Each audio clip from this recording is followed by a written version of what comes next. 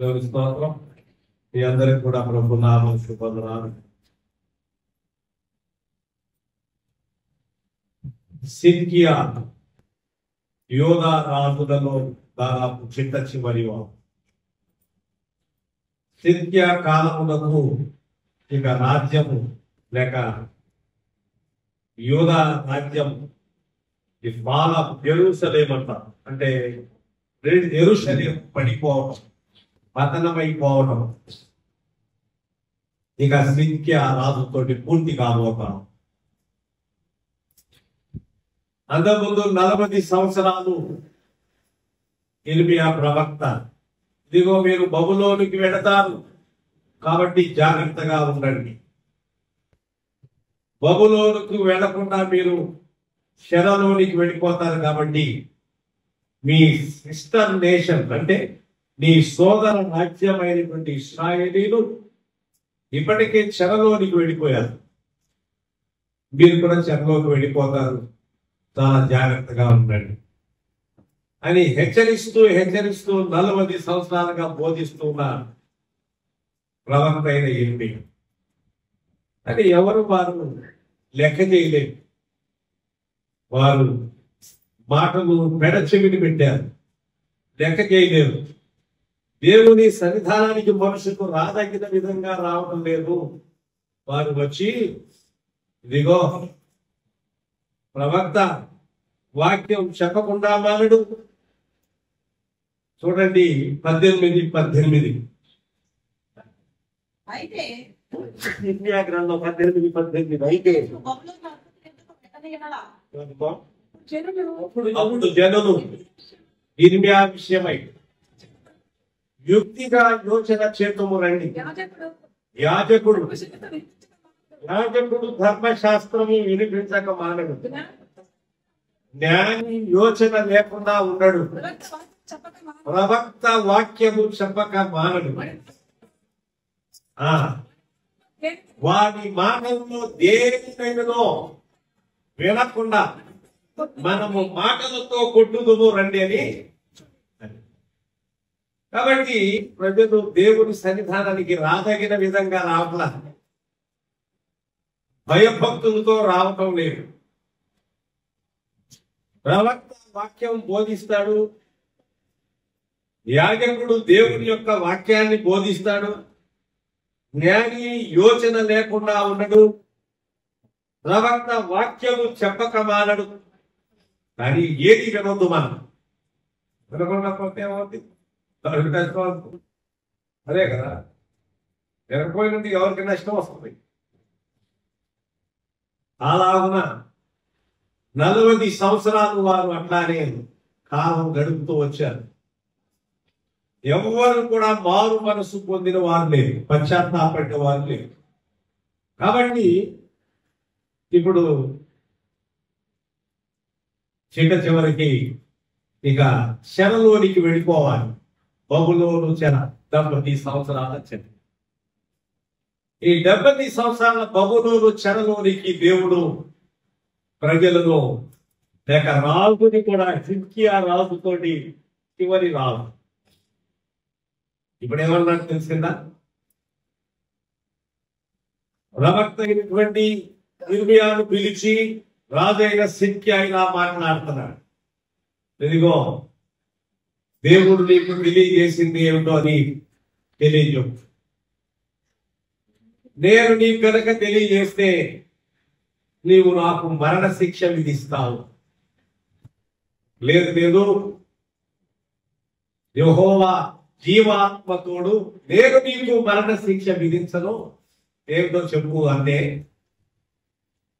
ఇదిగో నీవు బబులోనులోనికి వెళ్ళాలి. బబులోను చెర అనుభవం 40 సంవత్సరాలుగా బబులోనికి వెళ్ళకూడదని హెచ్చరిస్తూ బోధించుతూ వచ్చినటువంటి దేవుడు ఇప్పుడు ఏమన్నాడు తెలిసిందా?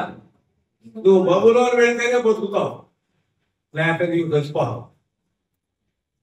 సరే, నీవు బబులోను అధిపతి యొద్దకు వెళ్ళిన ఎడల అమ్మా నీవు బ్రతుకుతావు. ఈ పట్టణము అది. కాబట్టి దేవుడు సెలవిచ్చినంత మట్టుకు సెలవిస్తూ ఉంటాడు. మనుషులకి హెచ్చరిక చేసినంత వరకు హెచ్చరిక చేస్తాడు. దేవుడు తెలియజేసినంత మట్టుకు తెలియజేస్తా ఉంటాడు. ఒక సమయం వచ్చిన తర్వాత ఇక ఆయన చెప్పేది కూడా ఏమి లేదు. నేను కూడా మాట్లాడుకుంటున్నాం. ప్రకటన గ్రంథంలో కనుక మనం చదివితే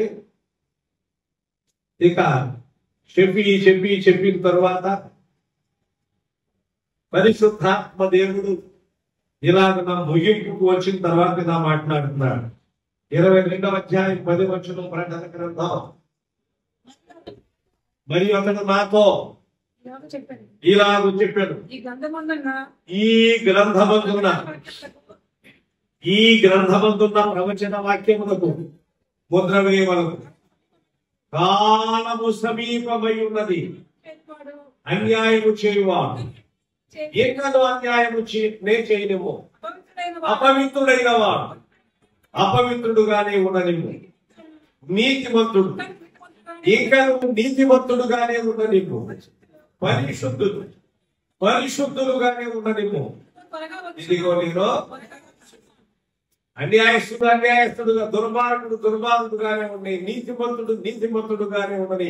ఇదిగో నేను త్వరగా నా జీతం తీసుకుని వారి క్రియల చొప్పున ప్రతి వారికి ఇచ్చుటకు నేను సిద్ధపరిచిన జీతం. దేవుడు ఒక బోధిస్తాడు. మనుషులు బోధించిన తర్వాత 40 సంవత్సరాలు బోధించి హెచ్చరిక చేసినప్పుడు మనుషులు పెడచెవిని పెట్టారు. అబద్ధ ప్రవక్తలు చెప్తున్నటువంటి మాటలు వింటున్నారు వారు. కానీ ఇర్మియా ప్రవక్త, దేవుని ప్రవక్త చెప్తున్న మాటకు లోబడు. ఇక మీరు చెరలోనికి వెళ్ళిపోతారు. ఇక అంతే. చూసారా? అదే చదువుతున్నాం. నీవు బబులోనికి వెళితేనే బతుకుతావు. అదేంటండి? బబులోనికి వెళితే బబులోను చెర అనుభవము, బబులోను లోకము. కాబట్టి బబులోనికి వెళితే బ్రతకడం ఏంటి? బబులోనికి వెళ్లకుండా ఉన్నదని ఇప్పుడు దాకా చెప్పిన తర్వాత దేవుడు ఎందుకని అంటే, దేవుడు ఆయన సెలవిచ్చినటువంటి మాటను వారు లెక్క పెట్టలేదు కనుక, పట్టించుకోలేదు కనుక తెలియజేసిన తర్వాత దేవుడు ఒక వ్యక్తిని, ఒక దేశాన్ని, ఒక జనాంగాన్ని ఒక చెరకు వదిలిపెట్టేస్తారు. అప్పుడు ఆ చెర ఆ అనుభవాన్ని భరించక తప్పదు. ఎందుకంటే ఆయన, మీరు చూడండి, ఏ జనాంగములకు దేవుడు అని చాలా ప్రత్యేకంగా పిలువబడుతున్నాడో ఆయన ఒక మాట అంటాడు. దేవుడు ఇశ్రాయేలు దేవుడు అనేటువంటి మాట మనకి పిలువబడతాం. చూడండి ఒకసారి నానా, అందరికి అదే సమయంలో సర్వజీవులకు దేవుడు, సర్వ శరీరులకు దేవుడు. 32వ అధ్యాయము 26, 27 వచనం. 36వ అధ్యాయం ఇర్మియా గ్రంథం 36వ అధ్యాయం 26, 27 వచనం చదవడమా? అంతటా యెహోవా వాక్కు 32వ అధ్యాయము 26 సెలవిచ్చారు. నేను యెహోవాను, సర్వ శరీరులకు దేవుడను. నాకు అసాధ్యమైంది ఏదైనా అది దేవుడు ఏమంటాడు? నేను యెహోవా, నేను ఉన్నవాడను అను. ఇశ్రాయేలుకు మాత్రమే దేవుడను కాదు, సర్వ శరీరులకు నేను దేవుడను. చూసారా? నాకు అసాధ్యమైంది ఏదైనా, దేవునికి అసాధ్యమైంది ఏది కూడా. కాబట్టి దేవుని యందు విశ్వాసం ఉంచినటువంటి వారు, దేవుని ప్రజలు దేవుణ్ణి నమ్మకమైన విధంగా ఆయన సేవించాలని ఆయన కోరుకుంటున్నారు. ఆయన దగ్గరకు వచ్చినటువంటి వారు. అందుకని యోహాను సువార్త 4వ అధ్యాయంలో అక్కడ సుఖాలను యాకోబు బావి యొద్ద ఉన్నటువంటి ఆ సమరయ స్త్రీతోటి ప్రభు అంటాడు, దేవుడు ఆత్మ కనుక ఆయనను ఆరాధించువారు ఆత్మతోనూ సత్యంతోనూ ఆరాధించాలి. ఆ కాలము వచ్చి ఉన్నది. ఆమె ఏమంటుంది, అయ్యా ఒక కాలం వస్తుందంట కదా, ఆ కాలమున మా పితరులు ఈ పర్వతం మీద ఆరాధిస్తారంట కదా అని చెప్పని మాట్లాడు. అయితే యథార్థముగా ఆరాధించువారు ఆత్మతోనూ సత్యముతోనూ తండ్రిని ఆరాధించు కాలము వచ్చుచున్నది. ఆవిడ వచ్చేవాడు. ఆయనను ఆరాధించువారు అట్టివారు కావాలని ఆయన కోరుకుంటున్నారు. దేవుణ్ణి ఆరాధించేవారు అట్టివారు కావాలి. కాబట్టి ఎవరికి మినహాయింపు లేదు. కాబట్టి నా ఆర్థిక పరిస్థితులు సరిగా లేవు కాబట్టి సరిగా నేను ఆయన వెంబడించలేకపోతున్నాను. నా దారిద్ర్యతను బట్టి నేను ఆయన్ని వెంబడించలేకపోతున్నాను. నా బలహీనతను బట్టి నేను ఆయన్ని సరిగా వెంబడించలేకపోతున్నాను. శరీర దౌర్బల్యమును బట్టి అని ఏదైనా ఒక కారణం తీసుకుని వచ్చి దేవుని సరైన రీతిగా వెంబడించకపోవడానికి ఏ విధమైన సాకు కూడా సాకుగా నిలవ. మరి నీ పనులేదే, నీకు కొన్ని ఇబ్బందులు ఉన్నాయి కాబట్టి ఏమండి నెలకు ఒకసారి గుడికి రా, లేకపోతే 3 నెలల వ్యవధిలో ఒకసారి రా. నేనేమో నిన్ను అంటానుకోండి, ఒకవేళ ఎవరినన్నా ఉద్దేశించి కాదండి. నీకున్న ఇబ్బందులు బట్టి నువ్వు నెలకు ఒకసారి వచ్చినా పర్వాలేదు, 2 నెలల కన్నా ఒకసారి 3 నెలల కన్నా ఒకసారి కనపడతా ఉండదు అని చెప్పంటాడు. అట్లా ఏమో ఎవరికి మినహాయింపులే. దేవుని ఆరాధించడానికి దేవుని సన్నిధానంలో తరచుగా కలుసుకోవటం వల్ల జరిగే సంగతి ఏంటంటే దేవుని వాక్యం వింటాం. దేవుని వాక్యము చేత బోధింపబడతాం. అందుకనే తరచుగా దేవుని సన్నిధిని కోరుకోవాలి. ఎవరు కూడా ఏ సాకు కూడా ఈ కారణాన్ని బట్టి దేవుని వెంబడించలేకపోవాలి అని చెప్పని అనడానికి లేదు. ఎందుకంటే ప్రభునందు ప్రియులారా, దేవుని ఆరాధించటం, దేవుని సేవించటం, బైబిల్లో ఉన్న దేవుని వెంబడించటం అనేది మనం సాధారణంగా మనుషులు భావించుతున్నటువంటి ఒక సాధారణమైన సంగతిగా. ఎందుకంటే దేవుడు పరిశుద్ధుడు. ఇంకో మాట కూడా చెప్తున్నాడు, యెహోవా వేంచేయుచున్నాడు, ఆయన ముందర అగ్ని మండుచున్నది. చేత అంతా కాల్చివేది అగ్ని, అంతేకాదు. కాబట్టి ఆయన ఇంకో మాట అంటాడు, దహించు అగ్ని అయి ఉండాలి. ఏ విషయంలో దేవుడు దహించు? పాపమును శిక్షించున్న విషయమును ఆయన దహించు అగ్ని. చాలా పర్యాయములు మనం చూస్తే దేవుని బైబిల్లో ఉన్న దేవుని వెంబడించడం అందరి వల్ల కాదు. ఇరుకు మార్గమున ప్రవేశింప పోరాడుడి. అనేకులు ప్రవేశించాలని చూస్తారు కానీ వారి వలన కాదు అంటారు. కాబట్టి ప్రభునందు ప్రియులారా, 40 సంవత్సరాలు బోధించినా కానీ ఎవరు కూడా వారు పశ్చాత్తాపడి వారు కాదు. కాబట్టి ఇప్పుడు ఎక్కడికి వెళ్ళకూడదని చెప్పి హెచ్చరిస్తూ వచ్చాడో అక్కడికి నువ్వు బతుకుతావు. అదేంటి, అక్కడికి వెళ్ళి ఆ 70 సంవత్సరముల యొక్క చెర అనుభవించక తప్పదు. ఆ బబులోనులో 70 సంవత్సరముల యొక్క చెర అనుభవించవలసి వచ్చింది. దేవుడు తన ప్రజలను విడిపించడానికి, కాపాడడానికి, భద్రపరచడానికి ఆయన అవకాశం అనుగ్రహిస్తాడు.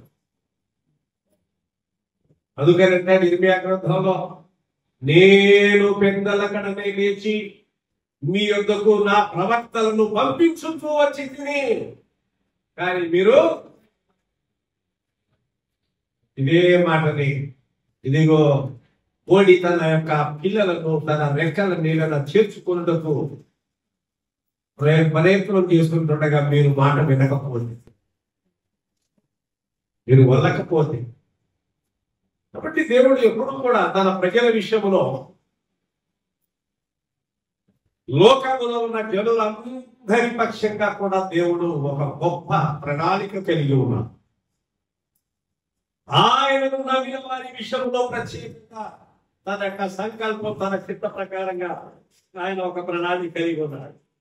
ఎందుకనగా ఆయన మనకు కాపాడుట విషయంలో, భద్రపరచుట విషయంలో చూడండి, ఆయన ఎప్పుడు కూడా అయితే నేను పేదలకని లేచి మీతో బహు శ్రద్ధగా, దేవుడు శ్రద్ధగా మాట్లాడుతున్నాడు, మనకే శ్రద్ధ లేదు. నేను పెద్దలకన లేచి ప్రవక్తలైన నా సేవకులందరినీ నీ యొద్దకు పంపుచు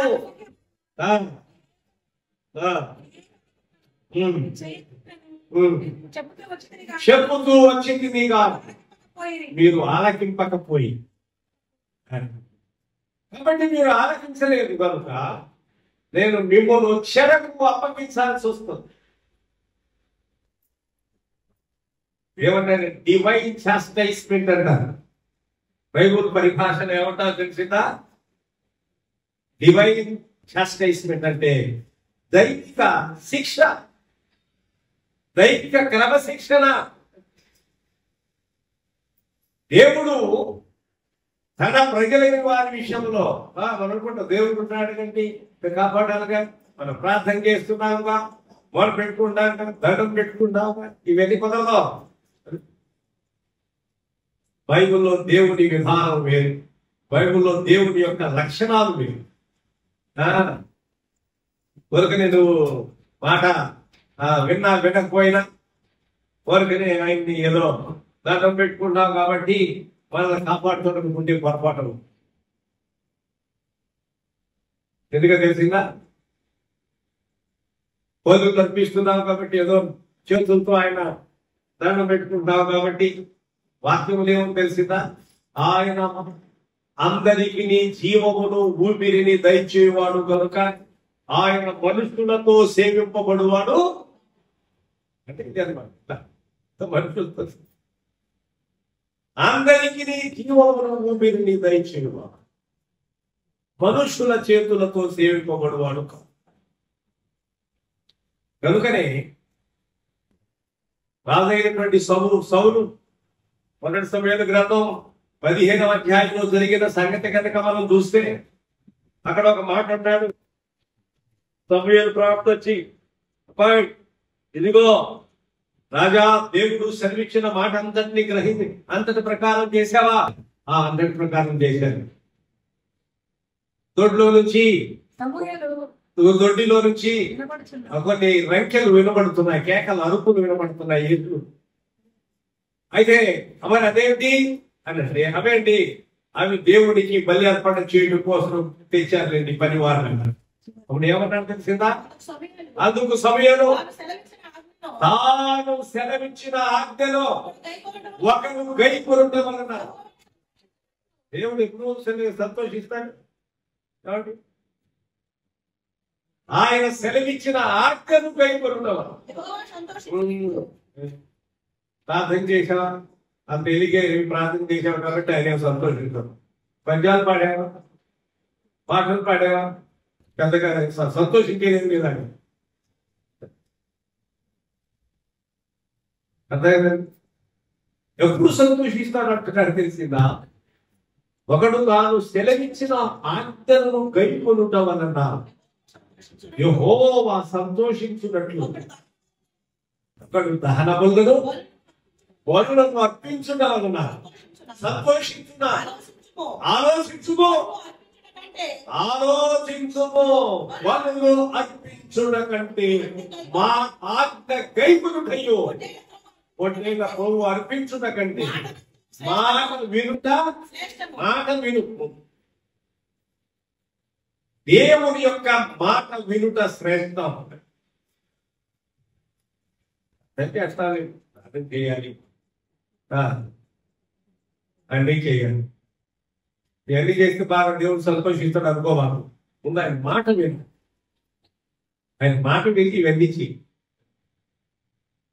ఆయన మాట వినకుండా, ఆయనకు విధేయత చూపకుండా, ఆయనకు లోబడకుండా ఏం చేసినా దేవుడు సంతోషిస్తాడు. దేవుడు ఎప్పుడు సంతోషిస్తాడు. God in the Bible is not a God of everything. ఊరికి నేను అల్ప సంతోషి కాదు ఆయన దేవుడు. తెలుసానికి పెద్దగా వాడు గుడికి వచ్చావు, నిన్ను రాలేదు, నీ మీద నాకు ఎక్కువ కోపం, నేను వచ్చావు, చాలా సంతోషం ఉంటుంది. అంతకే అంత అల్ప సంతోషి కదా ఆయన.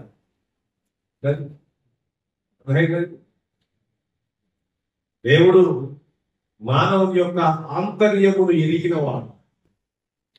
నిన్ను రాలేదే వాళ్ళ ఎందుకు వచ్చావా, అసలు ఎందుకు వస్తున్నావు, అసలు ఎందుకు రావట్లేదు, అది ఆయన తెలుస్తుంది. దేవునికి ఈ సంగతి ఆయన అందరి ఆంతర్యమును ఎరిగినాడు. ఏ తాత్పర్యంతో మనం ఆయన సేవిస్తున్నాం, దేవుడు ఏ ఉద్దేశంతో మనం ఆయన వెంబడిస్తున్నాం, ఇది అంతా దేవుడు ప్రతి మానవుడి యొక్క ప్రతి విశ్వాస యొక్క ఆంతర్యమును దేవుడు ఎరిగినవాడు. అందుకనే చాలా జాగ్రత్తగా ప్రభుని బైబిల్లో దేవునితో వ్యవహరించాలి. అది అందుకనే ఆయన చూడలేనుకుంటే కుదరదు, ఆయన వినడం లేకుంటే కుదరదు. ఆయన కంటిని నిర్మించిన వాడు తనకున్న, చెవిని నిర్మించిన వాడు వినకున్నా. 139వ కీర్తనలో అంటాడు కీర్తనాకారుడు, నేను ఎక్కడికి పోదాను, ఆకాశమును పెంచిపోయిన అక్కడికి ఉన్నావు, పాతాళ దిగంతములోనికి పోయిన అక్కడిని నీ చేతులను పట్టుకుని బయటికి తీసుకుంటుంది. నీ ఆత్మ యొక్క నేను ఎక్కడికి పోదు, నీ సన్నిధి నుండి నేను ఎక్కడికి పారిపోదును. ఎక్కడికి వెళ్తే అక్కడ ఉన్నావు, పాతాళంలో అక్కడ ఉన్నావు. వేకువ రెక్కలు కట్టుకుని సముద్ర దిగంతమును నివసించిన అక్కడ నీ చేతులను, నీ గుడి చేయడంలో ఎక్కడికి వెళ్తావు, దేవుడు వదిలిపెట్టి. అదే కదా, ఒకటే గుర్తుపెట్టుకోవాలి.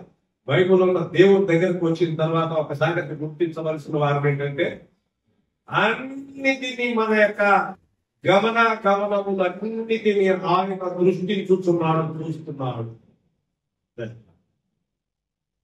14వ కీర్తనలో 2వ చరణంలో మనం చదువుతున్నప్పుడు ఆ మాట మనకు కనబడుతుంది. 62వ కీర్తనలో కూడా మనం చదువుతున్నాం, 2వ చరణంలో అదే మాట మనకు కనబడుతుంది. నానా వివేకము కలిగి దేవుని వెతుకువారు కలదేమో అని యెహోవా ఆకాశము నుండి చూసి నదులను పరిశీలించారు, వారందరూ రాత్రులకి బొత్తిగా అని. దేవుడు వివేకము కలిగి జాగ్రత్తగా వివేకంతో ఆయన వెంబడిస్తున్నారా, తెలివి తక్కువతనంగా ఆయన వెంబడిస్తున్నా, బుద్ధిహీనంగా ఆయన వెంబడిస్తున్నా, భయభక్తులు లేకుండా వెంబడిస్తున్నా. దేవుడు ఆకాశము నుండి నదులలో, ఇది సామాన్యమైన సంగతి కాదు.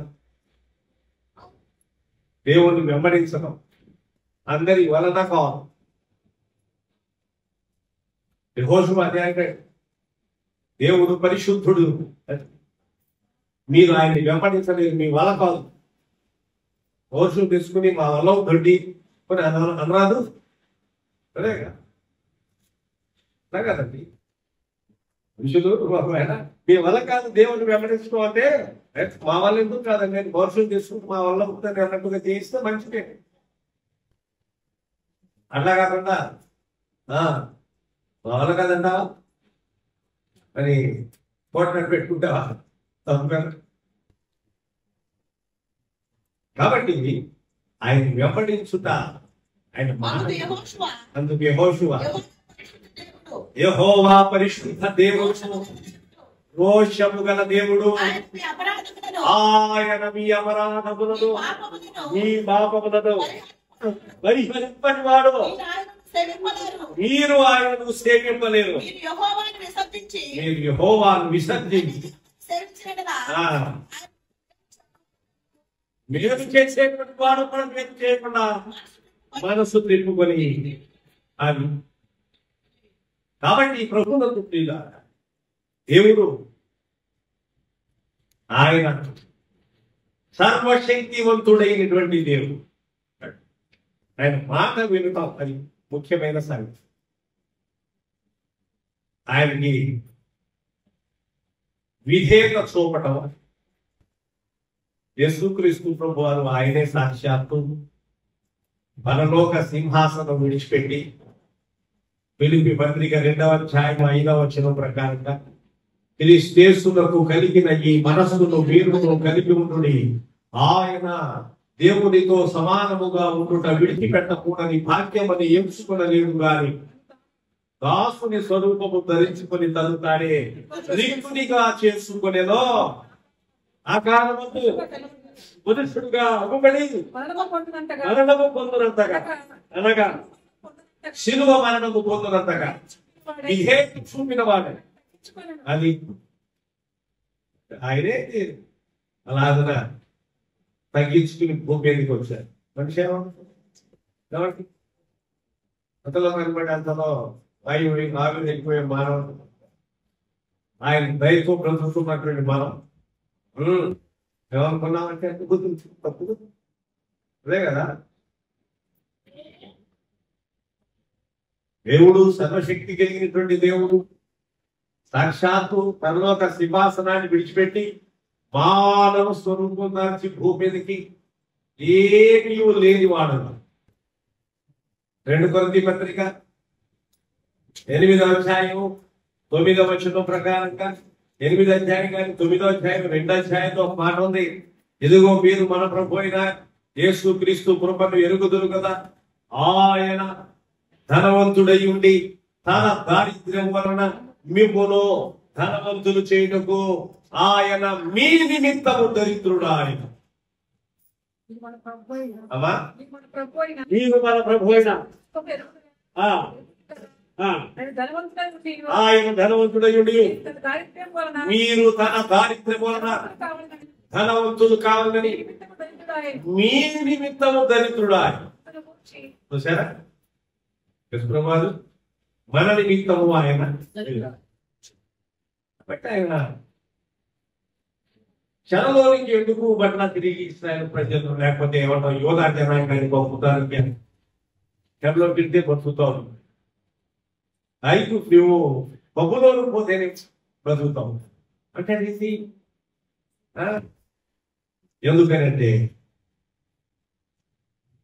చెరలో నీకు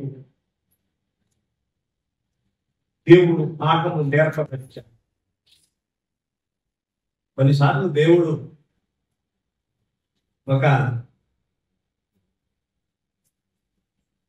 మంచి పరిస్థితుల్లో అన్ని కూడా ప్రజావుగా ఉన్నప్పుడు దేవుని యొక్క మాటకు లోబడతాం. కనుకనే మన క్షేమము కోరి కొన్నిసార్లు దేవుడు ఒక క్షర అనుకోవాలి, ప్రభుని ఆడుకోవడం. మనుషులకి కొంచెం నొప్పి తగ్గితే చాలు, కొంచెం ఇబ్బంది తగ్గితే చాలు, చాలా బాధ వేడు. ఏమి క్రైస్తవ్యం అంటే అనుకుంటాం, ఏమి ఇబ్బందులు రాదనుకున్నా తప్పుతుంది. ఎంత పొరపాటు, ఏమి ఇబ్బందులు రాదనుకున్నా రాకూడదని ప్రార్థన చేస్తున్నా ఎట్లా సాధ్యమవుతుంది? కాబట్టి ఏ విధమైన ఇబ్బంది ఉండకూడదు క్రైస్తవులు. నేను ప్రభువు నమ్ముకున్నాను కాబట్టి నాకు ఏ ఇబ్బంది ఉండదు అని అనుకుంటే పొరపాటు. ప్రభు అన్నాడు, లోకములో మీకు శ్రమ కలుగుతుంది. తప్పకుండా కలుగుతుంది. శ్రమ కలుగుతూనే కాదు, తప్పకుండా కూడా కలుగుతుంది శ్రమ. మీరు ధైర్యం తెచ్చుకోండి. చాలా మందికి అర్థంగా ఊరికనే ఏంటంటే ప్రార్థన చేసుకోండి, మీరు దేవుడు చేసేస్తాడు, దేవుడు మన ఆశీర్వదిస్తాడు అంటే అదే చూశాను. కాబట్టి కొంచెం నొప్పి, కొంచెం కష్టం కలిగితే, కాబట్టి ఎన్ని మేలు జరిగే దానికి సంతోషం ఉంచేదానికి బదులుగా కొంచెం కష్టం కలిగితే ఏడుస్తా వెళ్తాం. అదే కదా దేవుడు సుఖ దుఃఖములను జతపరిచాడు. వెలుగు చీకటి ఎట్లా ఉందో, దేవుడి మేలు కీడులు ఎలా ఉన్నాయో కొన్ని కలుగుతూ ఉంటాయి, కొన్ని ఇబ్బందులు ఉంటాయి. అన్ని మేలుగా నేను అడుగు పెట్టినప్పుడు అంతా కూడా అన్ని మేలు తినాలి జరగాలి అని అనుకుంటావా? తప్పు కదా. బైబిల్ విరుద్ధమైంది, దేవుని చిత్తానికి విరుద్ధమైన సంగతులు మనము అపేక్షించకూడదు. బైబిల్కు విరుద్ధంగా మనము మనుషులు ఎట్లా ఉన్నారని తెలిసిందా? అంత్య దినములలో జనులు గర్వాధులు కాబట్టి బీకములాడు వారును. ఇంకా పెద్ద విచిత్రమైన సంగతి, దేవుని కంటే ఎక్కువగా సుఖానుభవములు, దేవుని కంటే ఎక్కువగా, దేవుడే మనకు సుఖం ఇవ్వాలి. దేవుని కంటే ఎక్కువగా సుఖానుభవములు ప్రేమించువా. మరి ఆశ్చర్యంగా ఉంది కదా. నువ్వేం చేస్తావు నాకు తెలియదు, నువ్వు మాత్రం నాకు సహాయం అని పీడిస్తావు దేవుడు. తప్పదు, బుద్ధిహీనమైన సంగతి. ఆయనే సుఖానుభవం. లేకపోతే యెషయా గ్రంథం 53వ అధ్యాయం ప్రకారంగా మనం చూస్తే, యెషయా గ్రంథంలో యేసుక్రీస్తు ప్రభు ఆయన ఆ అధ్యాయం అంతట్లో చూస్తే ప్రభు అయిన యేసుక్రీస్తు యొక్క శ్రమ, వేదన, బాధ, కష్టం, నింద అన్ని సంగతులు కనబడుతుంది. మనం ఏమంటాం, ఇవన్నీ నాకు ఏముందంటావా?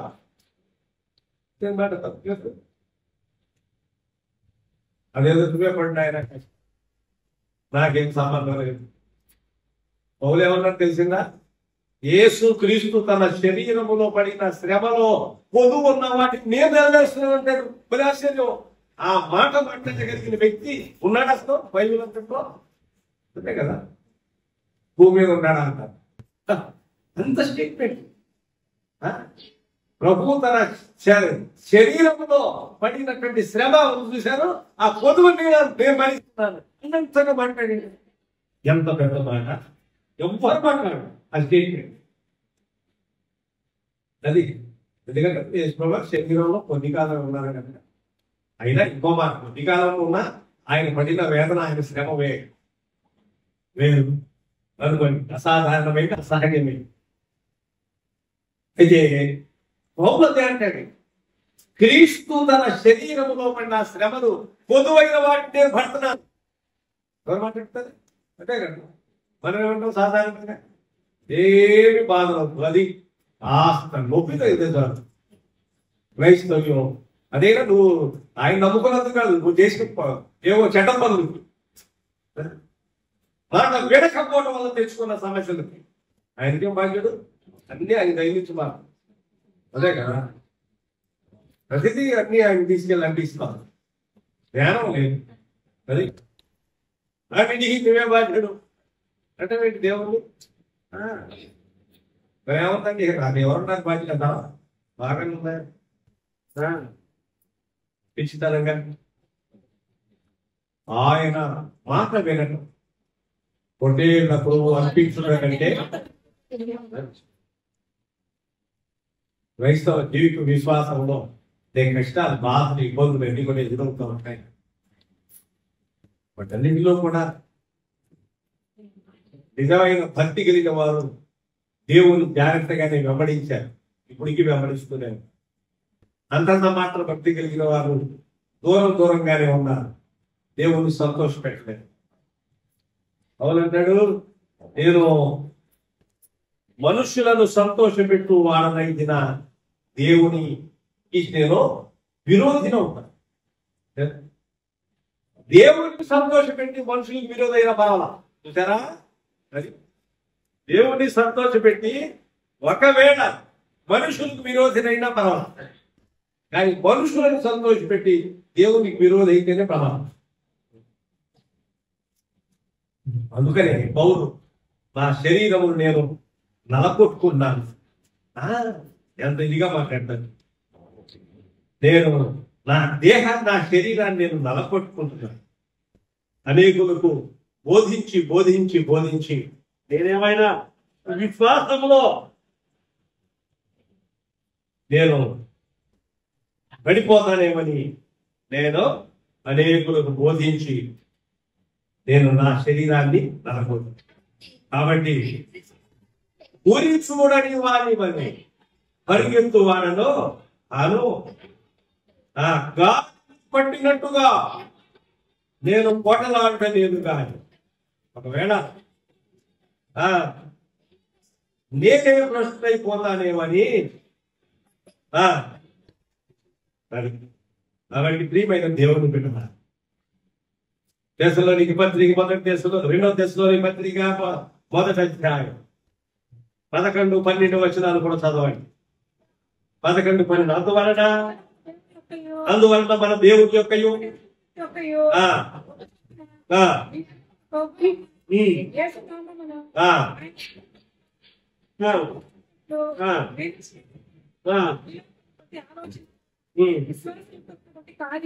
విశ్వాసయుక్తమైన ప్రతి కార్యమును బలముతో సంపూర్ణము చేయుచు మన దేవుడు తన పిలుపునకు మిమ్మును యోగ్యులనుగా ఎంచునట్లు మీ కొరకు ఎల్లప్పుడూ ప్రార్థించుచున్నాము. దేవుడు పిలిచిన పిలుపుకు తగినట్లుగా యోగ్యులుగా మీరు ఉండాలని. కాబట్టి ప్రియమైన దేవుని విడాలి, బబులోను నిన్ను పంపిస్తా. బబులోను అయితే నేను బతుకుతావు. ఎందుకని 40 సంవత్సరాలు బోధించిన మీదట ఎవరు కూడా మారు మనసు పొందని, ఎవరు పశ్చాత్తాపని, ఎవరు దేవునికి లోబడని, చెరకు పోకుండా మిమ్మల్ని కాపాడటానికి నేను మీకు హెచ్చరిక చేస్తూ వచ్చాను. బంధకాలు పడిపోకుండా మీరు చెర అనుభవంలోనికి వెళ్లకుండా ఉండటం కోసం మీకోసం మేము బోధకుల్ని పంపిస్తూ వచ్చాను. మీరు వెళ్ళలేదు కాబట్టి ఇప్పుడు మీకు చెర గాడ్స్ డివైన్ చాస్టైజ్మెంట్, దైవిక శిక్ష అనేది శిక్షణము. దేవుడు మనుషులను శిక్షిస్తే ఎందుకో తెలిసిందా? వారిని బాగు చేయడం కోసం, వారిని సరిచేయటం కోసం. ఆకారం పాపం చేసినప్పుడు మనం చూస్తాం, ఎరికో పట్టణంలో జరిగిన పాపమునకు ఏం జరిగిందో తెలిసిందా? వారందరినీ కూడా పిలిచి ఒక చోట నిలవబెట్టి ఒక్కసారి భూమి నెరవించి లోపలికి వెళ్ళిపోయారు కదా. దేవుడు ఏంటంటే అయ్యో నువ్వు ఎట్లా చేశాడు అనుకుంటాం.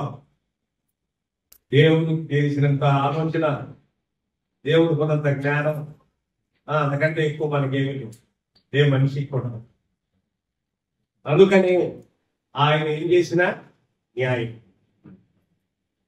దేవుడు ఏది జరిగించిన న్యాయం చేస్తాడు. దేవుడు అన్యాయము చేయుట సంభవం. సర్వశక్తుడు దుష్కార్యము ఏ మాత్రమునో దేవుడు ఇప్పుడు కూడా దుష్కార్యం చేయి. ప్రభు నమ్ముకున్నాను, చాలా జాగ్రత్తగా వెంబడించాలి. ఇంకో మాట చెప్తున్నాను, క్రైస్తవ విశ్వాసం ఒకటితో కాదు, ఇన్ని రోజులతో కాదు, గత కొన్ని వ్రత దినాలు ఉంటాయి, అప్పటి వరకు కాదు. ఇది లైఫ్ టైం, జీవితాలు.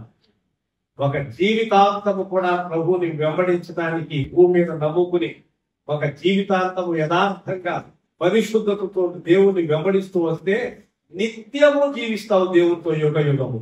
అది ఈ జీవిత కాలంలో కనుక మనము సరిగ్గా దేవుడి చిత్తాన్ని జరిగించి ఆయనకు లోబడి ఆయన వెంబడించకపోతే నిత్య జీవితములో నిత్య జీవములో ప్రవేశించు. మొదటి కొరింథీ పత్రిక 15:19 వచనం. మొదటి కొరింథీ పత్రిక 15:19 చదువునారా? ఈ జీవిత కాలం మట్టుకు మనము క్రీస్తునందు నిరీక్షించు వారమైన మనుషులందరికంటే అది ఈ జీవిత కాలం మట్టుకే మనం క్రీస్తునందు నిరీక్షించామనుకోండి, మనుషులందరికంటే అందరికీ అర్థం కాదు. ప్రభు నమ్మడం అందరికీ సరిగా అర్థం కాదు. నమ్మటం అంటే దేవుణ్ణి దినదినము కూడా ఆయనకి చేరువుగా రావటం, దినదినము ఆయన్ని వెంబడించటం, ఆయనకి లోబడటం, కాబట్టి పశ్చాత్తాప హృదయంతో ఆయన్ని సేవించటం, ఇదంతా అవసరం. మరొకనే నేను నమ్ముకున్నానండి దేవుడు అంటే పొందను ఒక స్థిరమైనటువంటి పౌలు అంటే మిమ్మల్ని గురించి నాకు ఒక నమ్మకం ఉంది. 2 తెస్సలోనికీ పత్రిక 3వ అధ్యాయం 3వ వచనం. అయితే ప్రభువు నమ్మదగినవాడు, ఆయన మిమ్మల్ని స్థిరపరిచి దుష్టత్వము నుండి కాపాడును. మేము మీకు ఆజ్ఞాపించు వాటిని మీరు చేస్తున్నారని ఇక చేయురని ప్రభువునందు మిమ్మల్ని గురించి నమ్మకము కలిగి ఉన్నాము. దేవుని అందరి ప్రేమయు క్రీస్తు చూపిన ఓర్పును మీకు కలుగునట్లు ప్రభు మీ హృదయములకు ప్రేరేపించును గాక. అది యేసుక్రీస్తు వారు ఆయన చూపిన ఓర్పు, అలాగే ప్రేమ, అది జరిగించడానికి మీ హృదయములను ప్రభువు ప్రేరేపించును గాక. కాబట్టి ప్రభునందు ప్రియులారా, లోకంలో దేవుడు బోధిస్తాడు అన్ని సంగతులు తెలియజేస్తూ ఉంటాడు. తర్వాత మనం వినకలేదనుకోండి, విడిచిపెట్టేస్తాం, క్షణకు వదిలేస్తాం. అది ఆ క్షణ అనుభవంలోనైనా బాగుపడతాం.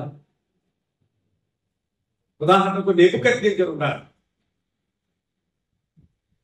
నెబుకద్నెజరుని దేవుడు ఓ పాఠం నేర్పడానికి కొందరు అన్య రాజు తీసుకుని వెళ్ళి అతడు అరణ్యములో మంచులో ఎండకి ఎడుతూ పక్షి యొక్క గోళ్లు పెరిగినట్లుగా పెరిగింది.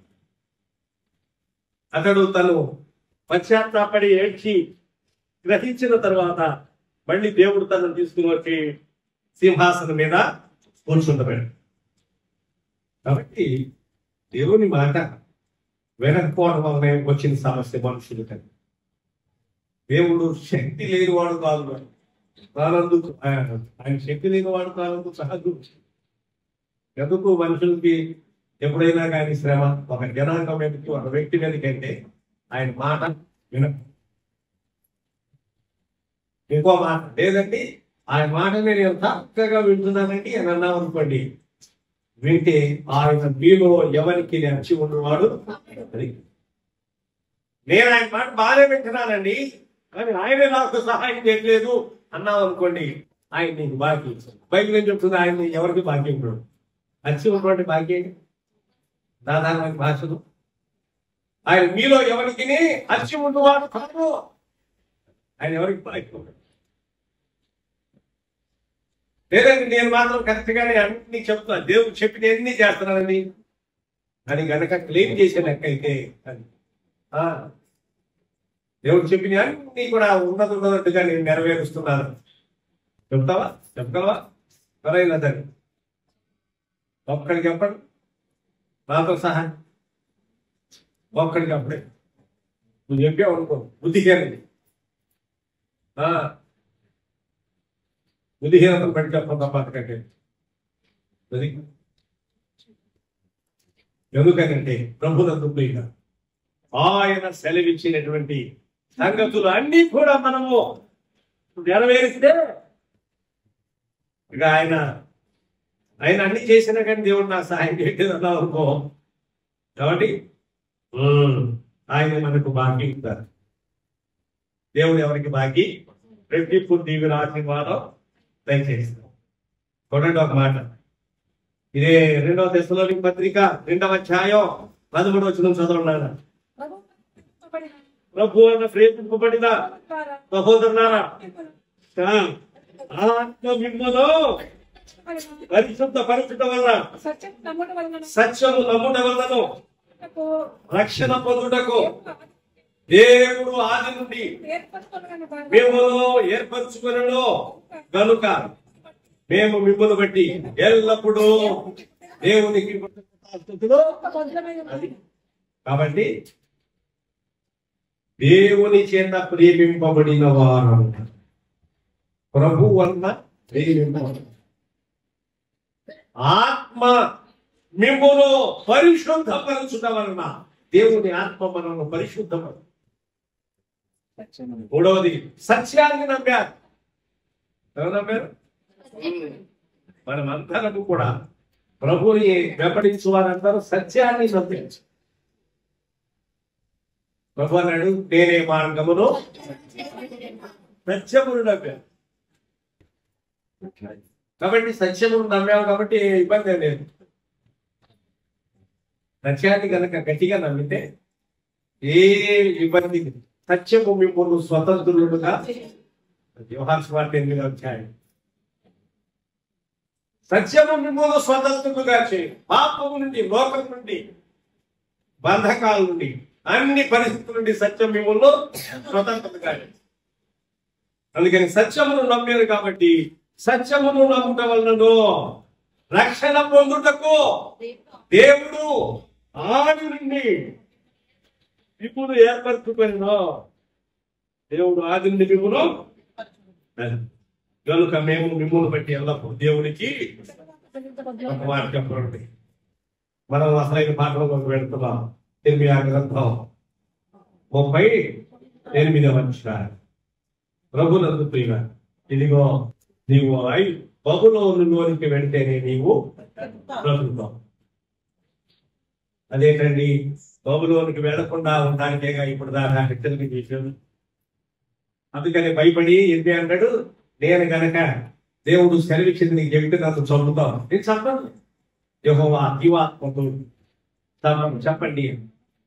చూసారు, పునరుత్థానం ముందు మన దైనందిన విశ్వాస జీవితంలో భయంకరమైన విధానంలో ఉన్నాం. జాగ్రత్తగా వెళ్ళి ప్రభుని గమనించాలి. కేవలం ఆత్మలో పట్టుదల, కేవలం ప్రభుని వెంబడించు. ఏదైనా కొన్ని సమస్యలు, బాధలు, ఇబ్బందులు, ఇరుకులు, కష్టాలు వస్తాయి. క్రైస్తవ జీవితం ఏది ఏ విధంగా బాధ లేకుండా సాఫీగా సాగిపోతుంది. తప్పు. అయినా ఇంకోమాట, నువ్వు క్రైస్తవుడు అయినందుకు బాధ అనిపించట్లా, ఆయన మాట వినకపోయినందువల్ల బాధ అనుభవిస్తాం. దీనికి ఎందుకు మరి బాధపడేది? ఎవడైనా నువ్వు క్రైస్తవుడు అయినందుకు బాధ అనుభవిస్తే వేరే ఎందుకు బాధలు వచ్చిపోయింది అంటే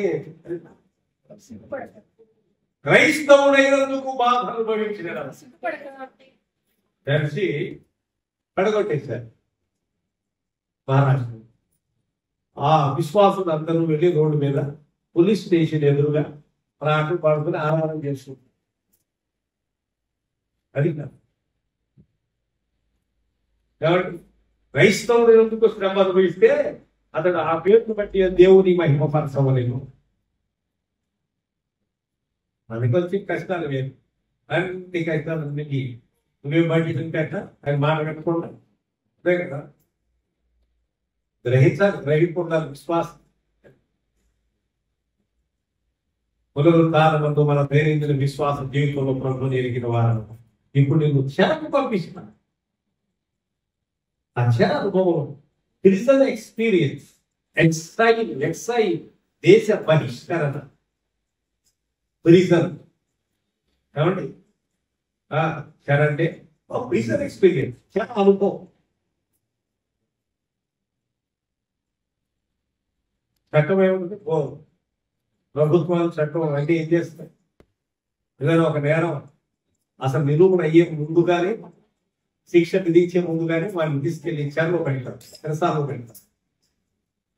చెరసాలలో పెడితే వానికి అయ్యో ఎక్కడ ఉండేవాడు నేను, ఎంత సౌకర్యం ఉండేది నాకు, ఎంతమంది పరివారం ఉండేవాళ్ళు, ఎలా అయిపోయాను నా పరిస్థితి అని నీకు గుర్తొచ్చి ఇంకోసారి జాగ్రత్తగా ఉంటాడు. అర్థమైనా? బాగునే లోపలికి పోయాను, బయటకు వచ్చేటప్పుడు ఈ వీల్ చేతిలో రావాల్సి ఉంటుంది. నేను ఏం జరిగింది? ఏదో జరుగుతుందో ఏం జరుగుతుంది వీల్ చేతి అదే కదా బాగున్న మంచి ఎక్స్పీరియన్స్. దేవుడు కూడా కర్మ పెడతాడు, జాగ్రత్త మాట్లాడుకో, దాన్ని చాస్టైజ్మెంట్ అంటారు. అంతేనమ్మా? నా కుమారుడు ఆ దేవుని శిక్షను తృణీకరించు. నీవు బబులోను పోతే నువ్వు బతుకుతావు, లేకపోతే బ్రతిపోతావు అంటాడేంటి? అవును, యూదా జనాంగం తిరిగి బబులోను చెరకొని పోబడ్డారు. ఆ 70 సంవత్సరాలు అక్కడ చెరలో ఉంచి దేవుడు బడి వాళ్ళ బయటికి మన దైనికుడి విశ్వాస జీవితంలో ప్రభుని ఎదిగిన వారముగా దేవుని యొక్క ఉచితమైన కృప చొప్పున దేవుడు మనల్ని పిలిచిన వాడు ఆయన మిమ్మల్ని స్థిరపరుచు, బలపరుచు. Holy calling, God in the Bible is only God. అంతే, బైబిల్ ఉన్న దేవుడు ఇశ్రాయేలులకు మాత్రమే కాదు, నేను సర్వ శరీరులకు దేవుడనై ఉన్నాను. సర్వ శరీరులు అందరికీ దేవుడను నేనే. ఇశ్రాయేలుకు మాత్రమే కాదు, ఎప్పటి నుంచో తెలిసిన సంగతి, ఇప్పుడు ఇంకా బాగా తెలుస్తున్న సంగతి ఏటా ఇజ్రాయెల్ దేశానికి వచ్చినటువంటి సంగతి. 97 లక్షల మంది ప్రజలంతే ఇజ్రాయెల్ దేశ జనాభా. హైదరాబాద్ సికింద్రాబాద్ రెండు కలిస్తే ఒకవేళ అక్కడ జనాభా ఏం తెలిసిందా? 1,13,14 లేక 14 లక్షలు, దాదాపు 1,14 లక్షలు దాకా హైదరాబాద్ జనాభా. అంటే ఇజ్రాయెల్ జనాభా 97 లక్షలు. ప్రపంచం అంతా వణుకుతుంది. ఎందుకు? దేవుడు ఆ జనాంగం. ఒక సర్వే ప్రకారం ఒక ఆయన చెప్తున్నాడు, ఈ మధ్య నోబెల్ ఇవ్వటం మొదలుపెట్టిన తర్వాత 6 దశాబ్దాలు అంటే 60 సంవత్సరాలుగా 60 సంవత్సరాలుగా నోబెల్ బహుమతి ఇస్తూ వస్తే 120 ఇచ్చారు. 120లో 100 ఆడకే యూదులకి ఇచ్చారు నోబెల్. యూదుడు జ్ఞానం కలిగిన దేవుడు ఎక్కడి నుంచి చదివింది వాడు చెప్తున్నారు పిచ్చి మాటలు. చేసుకొచ్చిన కాడంట 20% ఉందంట క్రైస్తవులు. ఇంకొక ప్రవచనం కొంతకాలం మటుకు వారికి కొంత మొరుగైంది కాబట్టి ఇవాళ మనం నొక్కుతున్నాం. అర్థమైందండి? ప్రపంచంలో యూదులు ఎంత జ్ఞానం కలిగిన వాడు యుద్ధం చేయడానికి ఏమండి ఎవరైనా సరే భయపడిపోవాలి. అది అయితే బైబిల్ దేవుడు యుద్ధం చేయమని ఏం చెప్పాలి? వాళ్ళకు వచ్చినటువంటి సమస్యలు అన్నింటినీ కలుగుతాం. ఇప్పుడే చెప్తున్నాక మన చదువుతున్నాక అందుకే మాట్లాడుతున్నాం. 722లో ఇశ్రాయేలు ప్రజలు మ్యాప్ పాయింట్ నుంచి చెదిరిపోయారు, ఇక లేదు. 722 అశ్షూరు రాజు చేత చెరగొని పోమంటారు. ఇప్పుడు 586లో రాజైన సిద్కియా కాలంలో యూదా జనాంగం కూడా చెరలోకి వెళ్ళిపోతారు. అంత బాధింపబడ్డారు. ఇశ్రాయేల్ దేశానికి స్వాతంత్రం వచ్చింది మన తర్వాతే. మనకి 47లో వస్తే వాళ్ళకి 48లో వచ్చింది స్వాతంత్రం. వాళ్ళు మరి ఎంత శక్తివంతంగా ఉన్నారో తెలిసిందా? ఎందుకని? దేవుని వాగ్దానం వారికి ఉన్నది. మనకు కూడా దేవుని వాగ్దానం మనకంటే ఆయన నమ్మిన వారందరికీ దేవుని వాగ్దానం ఉంది. ఆ దేశం గొడవ సంగతి తెలియదు మనకి. పాలు తేలు ప్రవహించు పలస్తీనా దేశం గురించి మనం మాట్లాడుకుంటున్నాం. అసలైన పరమ కానాను గురించి ఇది వాస్తవం కనుక కళ్ళకు కట్టొచ్చినట్లుగా జరుగుతుంది కనుక అది కూడా వాస్తవం. ముందు ఎవరైనా ఏది నమ్ముతారు? ముందు ఇప్పుడు ఇక్కడ జరిగే నమ్మాలి కదా. దేవుడు ఎంత శక్తి ఉంటుందో, ఆయన నమ్ముకున్న వారు ఏంటి, వాళ్ళ జ్ఞానం ఏంటి, వాళ్ళ శక్తి ఏంటి, వాళ్ళ ప్రభావం ఏంటి, అన్నీ ఎంత తెలుస్తాయి? ఇక్కడ గోప్యం కట్టి కనబట్టి నమ్ముతాం. ఎట్లా అక్షరాలు అది జరుగుతానే. కాబట్టి మనం దేవుడు ఈ యెరూషలేము కోసం కలవాలి. నూతనమైన యెరూషలేము పెళ్లి కొరకు తను తాను సిద్ధపరుచుకుంటున్న ఆ యెరూషలేము కొరకు దేవుడు మనల్ని పిలిచాడు. కష్టాలు వస్తాయి, ఇబ్బందులు వస్తాయి, బాధలు వస్తాయి. అన్నిటిలో కూడా నమ్మకమైన సాక్షులుగా మనము నిలిచి క్షణ అనుభవాన్ని కూడా అంగీకరించి ఆయన కొరకు సాక్షులుగా నిలిచి ఉందము గాక.